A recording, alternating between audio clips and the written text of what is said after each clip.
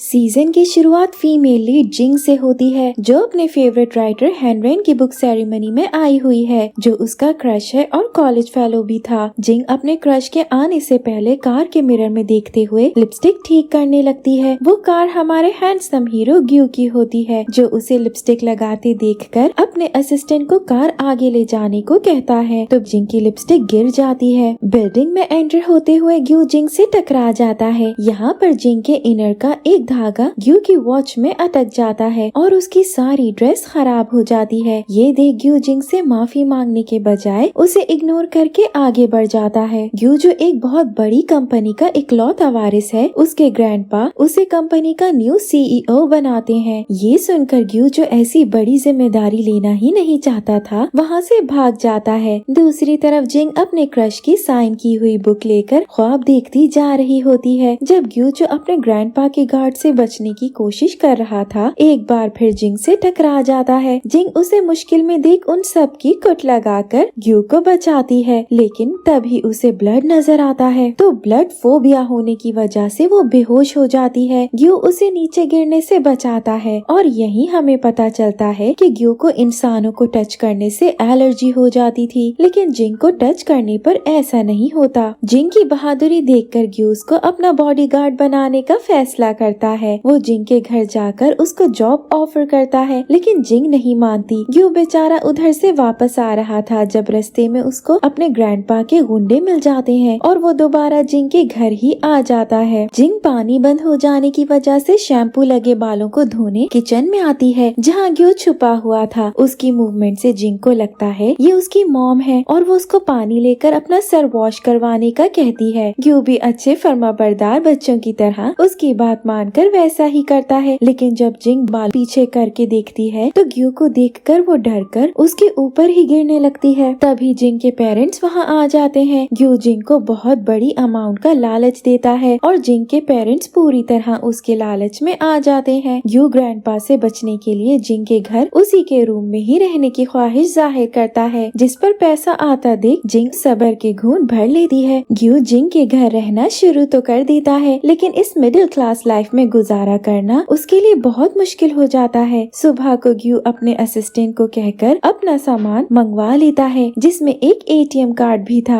दोनों पैसे निकालने बस से जाते हैं तो ग्यू बेचारा लड़कियों की तरह डर रहा होता है और जिंग लड़कों की तरह उसको प्रोटेक्ट करती है। जिंग उसके कार्ड से पैसे निकलवाने जाती है और अकाउंट बैलेंस देखकर उसकी आंखें फटी की फटी रह जाती हैं, क्योंकि वो नहीं जानती थी कि ग्यू का ताल्लुक रिच फैमिली से है। जिंग और उसकी फैमिली को पता चल जाता है कि ग्यू बहुत रिच फैमिली का इकलौता वारिस है। बस फिर क्या था, उनका बिहेवियर कम्प्लीटली चेंज हो जाता है और वो उसके आगे पीछे फिरते हैं। हर चीज उसकी पसंद के मुताबिक की जाती है और उसके हर तरह के नाज नखरे उठाए जाते हैं। जिंग का क्रश हेनरेन, जो उसके डैड का शागिर्द था, वो उनसे मिलने आता है तो जिंग की खुशी का कोई ठिकाना नहीं रहता और ये सब देखकर ग्यू को बिल्कुल अच्छा नहीं लगता। ग्यू जिंग को शॉपिंग के लिए चलने का कहता है तो जिंग खुश हो जाती है कि ग्यू उसे शॉपिंग करवाने वाला है। वो बहुत एक्साइटेड हो जाती है, लेकिन उसके सारे ख्वाब उस वक्त टूट जाते हैं जब ग्यू से कहता है मुझे अपने किसी शॉपिंग मॉल लेकर जाओ, मैं तुम लोगों जैसी ड्रेसेस लेना चाहता हूँ। बुझे दिल के साथ ग्यू को शॉपिंग करवाकर जब वो वापस जाते हैं तो वो उसे एक बहुत बड़े शॉपिंग मॉल से शॉपिंग करवाता है, क्योंकि उसे जिंग को अपनी असिस्टेंट बनाकर ले जाना था। एग्जीबिशन में जिंग से एक एक्सपेंसिव पीस टूट जाता है, जिस पर वहाँ का स्टाफ उसकी इंसल्ट करता है तो ग्यू उसकी पेमेंट करके जिंग को बचा लेता है। इसके बाद जिंग को एहसास हो जाता है कि ग्यू इतना भी बुरा नहीं जितना वो समझती थी। ग्यू से कहता है कि तुम 5 साल तक मेरी बॉडीगार्ड बनकर रहो, इस तरह तुम मेरा वो कर्जा भी चुका दोगी जो मैंने एंटीक पीस का पे किया है। जिंग उसकी कर्जदार थी, इसीलिए वो उसकी ये बात मानने पर मजबूर होती है। ग्यू इसी पर बस नहीं करता, बल्कि अपने हर छोटे बड़े काम के लिए जिंग को आवाजें लगाता है और जिंग अब उसकी एहसानमंद होने की वजह से उसकी हर बात मानती जाती है। एक बार फिर वहाँ हेनरेन आ जाता है तो जिंग फिर फ्लैट हो जाती है और उन दोनों की बॉन्डिंग देखकर ग्यू का दिल जलता रहता है। हेनरेन जिंग को जॉब की ऑफर करता है तो ग्यू को काफी गुस्सा आता है और वो जिंग से कहता है तुम्हारा हेनरेन के साथ कोई चांस नहीं है, इसलिए ट्राई भी मत करो। नेक्स्ट डे हेनरेन और जिंग को बाहर जाना होता है तो कबाब में हड्डी बनते हुए ग्यू भी उसके साथ चला जाता है, जहाँ वो हर जगह उनको डिस्टर्ब करता है और उनको एक भी सेल्फी साथ नहीं लेने देता। जिंग ग्यू को उन दोनों की पिक्चर लेने का कहती है तो वो उनके पैरों की पिक्चर्स लेता है। फिर वो जिद करके हर जगह उसे अपने साथ ही रखता है। तो जिंग को लगता है कि उसकी डेट हैनरैन नहीं बल्कि ग्यू के साथ है। वो लोग वहीं घूम रहे होते हैं जब अचानक वहाँ ग्रैंडपा का कोई आदमी ग्यू को देखकर उसे फॉलो करने लगता है। तो एक बार फिर जिंग ग्यू को उससे बचाती है। वहाँ से वापसी पर जिंग रोड पर होती है जब एक बाइक उसे हिट करने लगती है और ग्यू उसे अपनी तरफ खींच लेता है। तो दोनों बहुत क्लोज हो जाते हैं, लेकिन जिंग खुद को इस रोमांटिक मोमेंट से जल्दी निकाल लेती है। जिंग ने हैनरैन के साथ पार्ट टाइम जॉब स्टार्ट कर दी थी, इसीलिए उसे हैनरैन के साथ एक बुक साइनिंग सेरेमनी में जाना होता है, जिसके लिए वो ग्यू को मनाने को उसको अच्छे अच्छे खाने बनाकर खिलाते हुए खुश करने की कोशिश करती है। लेकिन ग्यू भी जिंग को अच्छी तरह जानता था, इसीलिए वो समझ जाता है और जिंग से कहता है मैं भी तुम्हारे साथ चलूंगा, इस तरह तुम्हारी सैलरी भी नहीं कटेगी। मरते क्या ना करती जिंग उसे ले जाती है, जहाँ रास्ते में जिंग सो जाती है। तो ग्यू उसके सर के नीचे हाथ रख देता है कि उसकी नींद खराब ना हो। हैनरैन और ग्यू दोनों एक दूसरे को जिंग से दूर रहने का मशवरा देते हैं और इसी वजह से उन दोनों की लड़ाई हो जाती है। ग्यू हैनरैन से लड़कर जिंग के रूम में आता है तो उसे पता चलता है कि जिंग बाहर गई हुई है। वो भी उसकी टेंशन में उसके पीछे ही आ जाता है और उसे एक शॉप में ड्रेस का वेट करते वहीं सोता देखकर उसके ऊपर अपना कोट डाल देता है। स्टाफ के जगाने पर जिंग ये देखकर बहुत खुश होती है और वो भी ग्यू को सोता देखकर वही कोट उस पर डाल देती है। नेक्स्ट ग्यू को पता चलता है कि जिंग हैनरैन को प्रपोज करने वाली है, तो वो हर तरह से उसे रोकने की कोशिश करता है, लेकिन जिंग को कुछ करने से कौन रोक सकता है। जिंग हैनरैन को मिलने का कहकर बहुत रोमांटिक डेकोरेशन करती है जो ग्यू खराब कर देता है, जिस पर जिंग उसे बातें सुनाती है। तो ग्यू का दिल थोड़ा मोम हो जाता है और वो जिंग की हेल्प कर देता है। सारी तैयारी करने के बाद जब जिंग हैनरैन को कॉल करने लगती है, उसकी बैटरी खत्म हो जाती है। वो ग्यू का सेल लेकर कॉल करने लगती है, तभी वहाँ हनी बीज को हमला करते देखकर वो दोनों वहाँ से भागते हैं, जिस वजह से ग्यू का फोन पानी में गिर जाता है। ग्यू और जिंग उस टेंट में आ जाते हैं जिसे जिंग ने हैनरैन के लिए बनाया था और वहीं मक्खियों से बचते उन दोनों की किस हो जाती है। उधर हैनरैन जिंग को कॉल करके मायूस होकर अपने काम में लग जाता है। यहीं पर फंसे हुए ग्यू और जिंग को काफी देर हो जाती है और वो रात को सारी फेरीज जाने की वजह से वहाँ ही रुक जाते हैं। यही जिंग ग्यू से पूछती है क्या तुम्हें कोई लड़की पसंद है, और उसकी बात पर ग्यू के जहन में जिंग का ही फेस आता है, लेकिन वो उसे कुछ नहीं कहता। जिंग के डैड अपनी बीवी को एनिवर्सरी पे सरप्राइज देने के लिए हैनरैन, जिंग और ग्यू की हेल्प लेते हैं। वो जिंग और हैनरैन को बाजार से डेकोरेशन के सामान लाने भेजते हैं, तो ग्यू टेंशन में आ जाता है। उसे लगता है वो मार्केट शॉपिंग के लिए नहीं बल्कि डेट पर गए हैं। ग्यू इसी सोच के साथ ख्यालों में जिंग को हैनरैन को प्रपोज करते और हैनरैन को उसका प्रपोजल एक्सेप्ट करते देख लेता है, जिस पर ग्यू डर जाता है और फौरन मार्केट उनका पीछा करने चला जाता है। छुप छुप के उनका पीछा करते हुए ग्यू का हाथ गलती से एक लेडी से टच हो जाता है, तो ग्यू की इंसानों से एलर्जी की वजह से उसकी तबीयत खराब हो जाती है। जिंग और हैनरैन ही उसे आकर संभालते हैं, तो वो जिंग के सामने अपनी तबीयत खराब होने पर बहुत शर्मिंदा होता है। हैनरैन के जाने के बाद जिंग बहुत खुश नजर आती है, तो ग्यू परेशान हो जाता है कि कहीं इन दोनों में कुछ हो तो नहीं गया। वो बहाने से जिंग से पूछता है, तो वो बताती है कि हैनरैन ने उसे एक डिनर पर चलने के लिए इनवाइट किया है। ये सुनकर ग्यू अपने असिस्टेंट से मशवरा करके जिंग को इम्प्रेस करने को फाइटिंग क्लब ज्वाइन कर लेता है, जहाँ जिंग जो लड़ाई में माहिर थी वो मार मार के ग्यू का सारा इश्क निकाल देती है। ग्यू बेचारा जिंग को इम्प्रेस करने के बजाय एक बार फिर उसके सामने शर्मिंदा हो जाता है, लेकिन वो हिम्मत नहीं हारता। वो अपने असिस्टेंट से कहकर एक सरप्राइज डिनर रखता है, जहाँ ग्यू अपने असिस्टेंट के साथ जाता है और जिंग अपनी दोस्त के साथ। और जिंग की दोस्त समझती थी कि असिस्टेंट उसे पसंद करता है और ये डिनर उसने प्रपोज करने के लिए ही रखा है। ग्यू अपनी डेट को अपने असिस्टेंट की जबरदस्ती की डेट बनते देखता ही रह जाता है कि मेरे साथ हो क्या रहा है। जिंग हैनरैन के साथ डिनर पर जाती है, तो ग्यू भी अपने लिंक्स यूज करके वहाँ पहुँच जाता है। हैनरैन किसी के पूछने पर जिंग को अपनी छोटी बहन कहकर इंट्रोड्यूस करवाता है, तो जिंग बहुत हर्ट होती है। ये देखकर ग्यू आगे आकर कहता है मैं इसे पसंद करता हूँ। फिर वो वहीं उसके साथ डांस भी करता है, लेकिन जिंग को कुछ कुछ भी अच्छा नहीं लगता। डिनर से वापसी पर जिंग ग्यू के साथ एक रेस्टोरेंट में बहुत ड्रिंक करती है तो ग्यू उसे जबरदस्ती वहाँ से घर लेकर जाता है।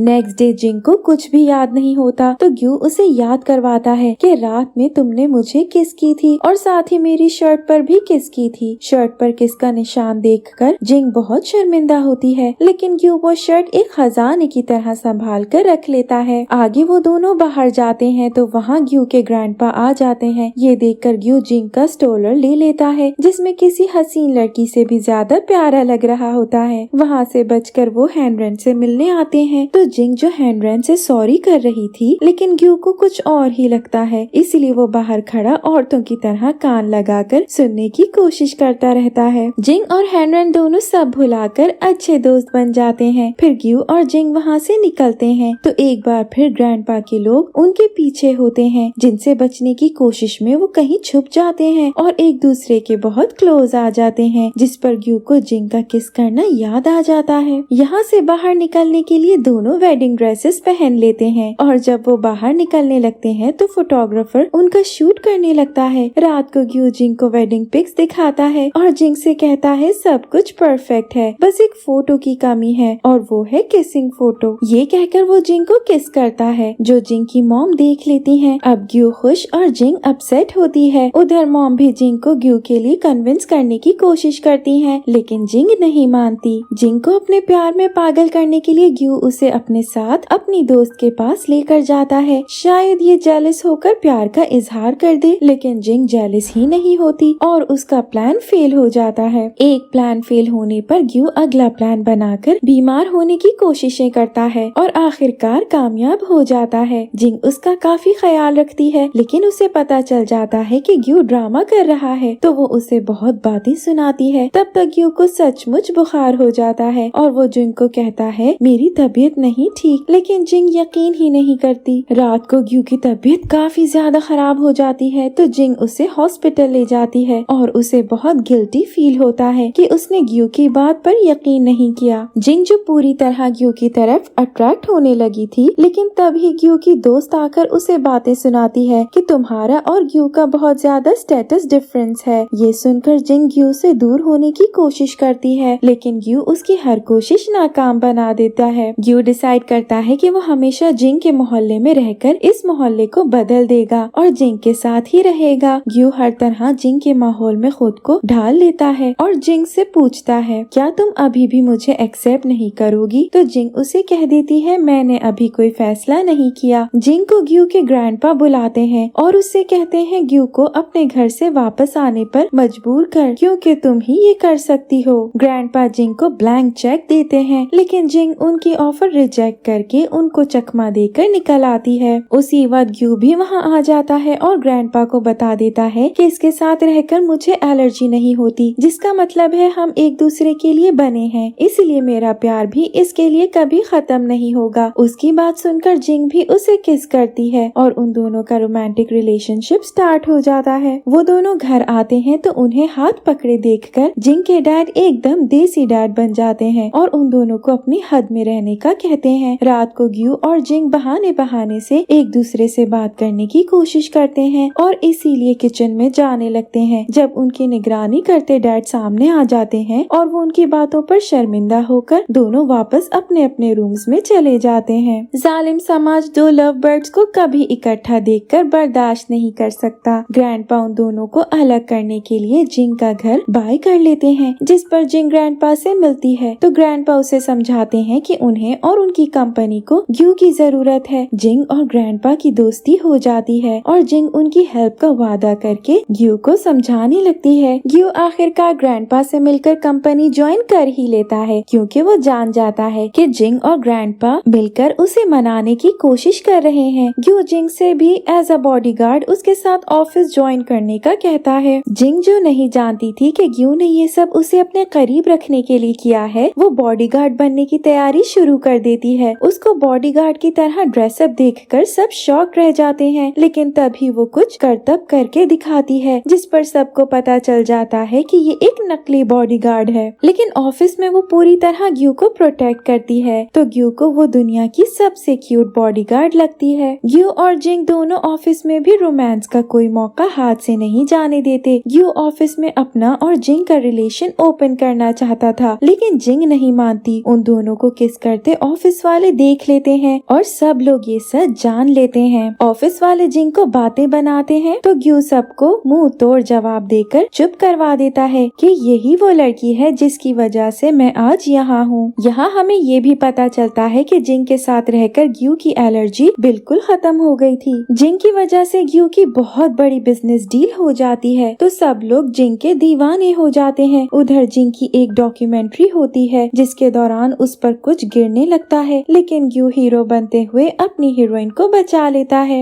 जिंग का टैलेंट देखते हुए ग्यू उसे अपनी ही कंपनी के एक डिपार्टमेंट में अच्छी पोस्ट दिलवा देता है। ये काम जिंग के शौक के मुताबिक होता है, इसीलिए वो बहुत खुश होती है और दिल लगाकर काम करती है। ग्यू और जिंग डैड की सख्त निगरानी से तंग आ गए थे, इसीलिए वो वहाँ से ग्यू के अपार्टमेंट में शिफ्ट होने का प्लान बनाते हैं। ग्यू जिंग के पेरेंट्स से बात करके उनको मनाने की कोशिश करता है, लेकिन डैड तो डैड होते हैं, इसलिए वो फौरन गुस्से में आ जाते हैं। लेकिन मॉम उनको ठंडा करती है तो वो मान ही जाते हैं। जिंग ग्यू के अपार्टमेंट में शिफ्ट हो जाती है तो फाइनली दोनों को बगैर डरे एक दूसरे के साथ टाइम गुजारने का मौका मिल जाता है। अब जब सब कुछ फिक्स हो गया था, अचानक ग्रैंडपा की तबीयत बिगड़ जाती है। ग्यू और जिंग बहुत डर जाते हैं और ग्रैंडपा के पास जाते हैं। ग्रैंडपा उनसे कहते हैं वो मरने से पहले ग्यू की शादी देखना चाहते हैं। साथ ही ग्रैंडपा दोनों से वादा लेते हैं कि वो उनके लिए जल्द से जल्द शादी कर लें। ग्रैंडपा की हालत देखकर वो दोनों वादा कर लेते हैं, लेकिन वादा लेते ही ग्रैंडपा बिल्कुल ठीक ठाक हो जाते हैं और कहते हैं तुम लोगों को मनाने का इसके अलावा कोई रास्ता नहीं था। अब उन दोनों के पास शादी करने के अलावा कोई चॉइस नहीं थी।